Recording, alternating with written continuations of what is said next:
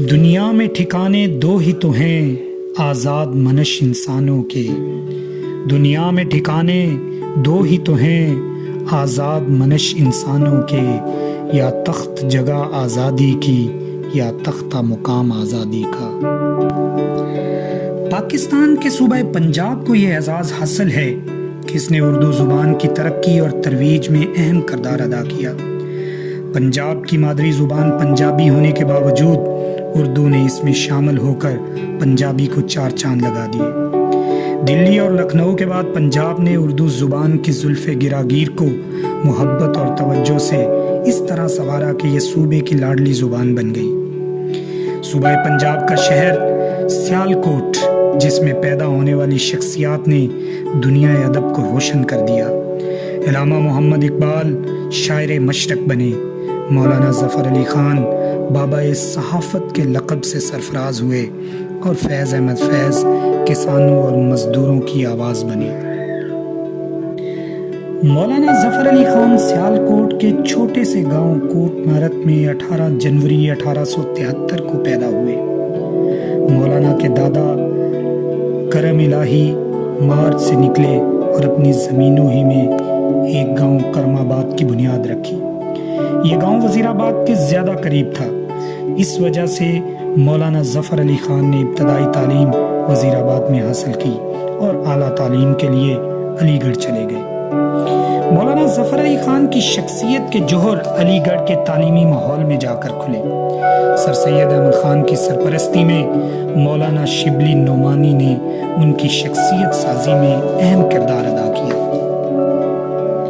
مولانا ظفر علی خان نے جب علی گڑھ سے BA کا امتحان پاس کیا تو ان کی پہلی ملازمت نواب محسن الملک کے پرائیویٹ سیکٹری کی تھی۔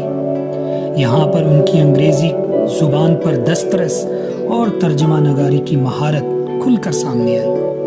انہوں نے مولانا شبلی نعمانی کی کتاب الفاروق کا انگریزی میں پہلی بار life of Umar the great کے نام سے ترجمہ کیا۔ کے بعد راڈ یارڈ کپلنگ کی کتاب دی جنگل بک کا ترجمہ جنگل میں منگل کے نام سے کیا۔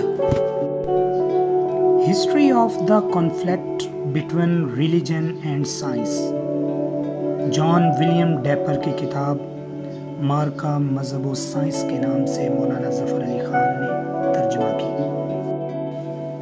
اپنے دور کا سب سے اہم اخبار منظوم اداریے کئی زبانوں پر دسترس، اردو ادب کے اندر حمدیہ اور نعتیہ شاعری سے لبریز، مقبول ترین ادیب، شعلہ بیان مقرر، قادر الکلام شاعر، سیاست و صحافت میں یکتا ہندوستان کے نابغہ روزگار شخصیت مولانا ظفر علی خان نے 1908 میں اس اخبار کی ادارت سنبھالی۔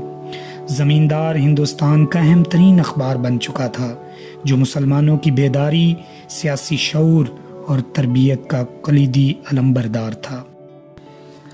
مولانا ظفر علی خان کی صحافیانہ زندگی کی شروعات انتہائی دشوار گزار اور ناموافق حالات میں ہوئی۔ اس زمانے میں لاہور اشاعت کا مرکز تھا اور تینوں بڑے اخبار پرتاپ، محراب اور وی بھارت ہندو مالکان کے پاس تھے۔ اسی دور میں مولانا اور زمیندار نے تحریک پاکستان کے لیے بے لوث خدمات انجام دی۔ کامریڈ اور زمیندار دو ایسے اخبار تھے جن کی اہمیت تحریک پاکستان میں مسلم ہے اور دونوں کے کردار کو بیوقت تسلیم کیا جانا چاہیے۔ 1934 میں جب پنجاب حکومت نے اخبار پر پابندی عائد کی تو مولانا ظفر علی خان نے اپنی جرت اور شاندار عزم کے ذریعے حکومت پر مقدمہ کر دیا اور عدلیہ کے ذریعے حکومت کو اپنے احکامات واپس لینے پر مجبور کر دیا۔ اگلے دن انہوں نے اللہ کا شکر ادا کیا اور ایک طویل نظم لکھی جس کے ابتدائی اشعار یہ ہیں: یہ کل عرش اعظم سے تار آ گیا، زمیندار ہوگا ناتا حشر بند، تیری قدرت کاملہ کا یقین مجھے میرے پروردگار آ گیا۔ 1949 پنجاب یونیورسٹی اردو کانفرنس میں مولانا نے فرمایا، ہمارا قافلہ منزل مقصود تک پہنچ چکا ہے، اس کے بعد تمنائے راہ پیمائی تو ہے मगर कुव्वत राह पैमाई नहीं। कभी हम तमाशाई थे और दुनिया तमाशा, अब हम तमाशा हैं और दुनिया तमाशाई। जहाँ चढ़ते हुए सूरज की पूजा होती हो, वहाँ डूबते हुए आफताब को कौन पूछता है, और हम तो डूबते हुए सितारों की तरह दुनिया पे नजर डाल रहे हैं। खुदा ने आज तक उस कौम की हालत नहीं बदली, न हो जिसको ख्याल आप अपनी हालत के बदलने का। मौलाना ज़फ़र अली ख़ान हश्त पहलू शख्सियत के मालिक थे। हकीमुल उम्मत डॉक्टर इलामा मोहम्मद इकबाल ने उनके बारे में कहा था, ज़फ़र अली ख़ान की कलम में मुस्तफ़ा कमाल की तलवार का बांकपन है।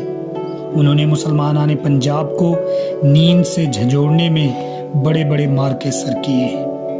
पंजाब के मुसलमानों में सियासी बेदारी और जोश ईमानी पैदा करने का जो काम मौलाना ज़फ़र अली ख़ान ने अंजाम दिया वो तो मिसाली है। लेकिन इससे हट कर देखा जाए तो बर्रे सग़ीर की तमाम कौमी और मुल्की तहरीकें इनके अज़्म अमल की मरहून मिन्नत नज़र आएंगी, और सियासी और सहाफ़ती शेर व अदब तो गोया इन्हीं की ज़ात से इबारत होकर रह गया है। मौलाना ज़फ़र अली ख़ान की बेनज़ीर और दिल दिमाग पर नक्श हो जाने वाली शायरी को ख्वाजा हसन निज़ामी ने इल्हाम का नाम दिया था, और मौलाना सैयद सुलेमान नदवी ज़फ़र अली ख़ान को उर्दू के सिर्फ 3 कामिलुल फ़न शायरों में से एक तस्लीम करते थे।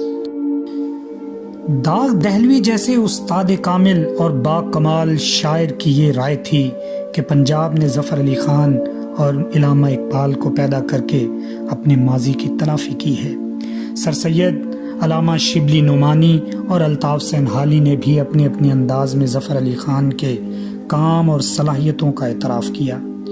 शोरश काश्मीरी ने सहाफ़त और शायरी में अपने उस्ताद ज़फ़र अली ख़ान को अक़लीम इंशा के शहंशाह और मैदान शेर के शाह सवार का खिताब दिया था, और सबसे बढ़कर खुद मौलाना ज़फ़र अली ख़ान के बेमिसाल इशार इनके कमाल सुखन के गवाह हैं।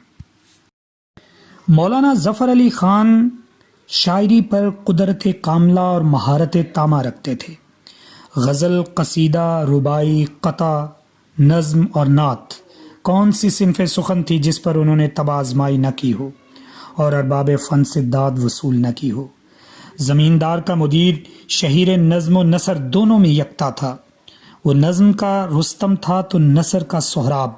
वो यकीनन इन मशाहिर में से थे जिन्होंने ज़मीन सुखन को आसमान बनाया था। मौलाना खाली खुली सहाफ़ी नहीं बल्कि जामे सिफ़ात शख्सियत थे। वो बैक वक्त कादरुल कलाम और कामिलुल फ़न शायर, साहिब असलूब अदीब, बेबाक सहाफ़ी, जिगरदार सियासतदान, बेमिसल और बेबदल ख़तीब थे। आपको अरबी, फ़ारसी, अंग्रेज़ी और उर्दू ज़ुबान पर यकसा उबूर था। ज़माना तालिब इल्मी ही में सर सैयद अहमद ख़ान की सदारत में मुनक़्क़दा इजलास में उन्हें यह एज़ाज़ हासिल हुआ कि वो तलबा बिरादरी की तरफ से उनकी कौमी और इल्मी खिदमात पर उन्हें खिराज तहसीन पेश करें। इस मौके पर ज़फ़र अली ख़ान ने फ़ारसी में अपना लिखा हुआ एक कसीदा पेश किया, जिसे सुनकर मौलाना अल्ताफ़ सैनहाली ने उन्हें फ़ख्र अक़रान करार दिया था।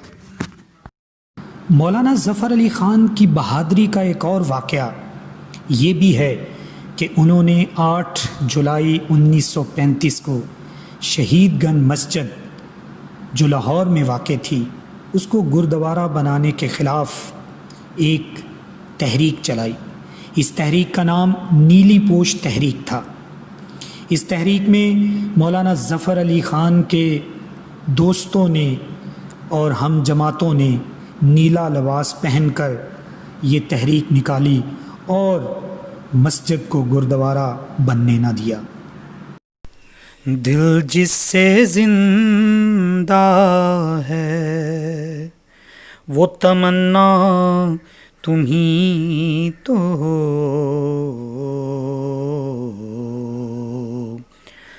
हम जिसमें बस रहे हैं वो दुनिया तुम ही तो हो।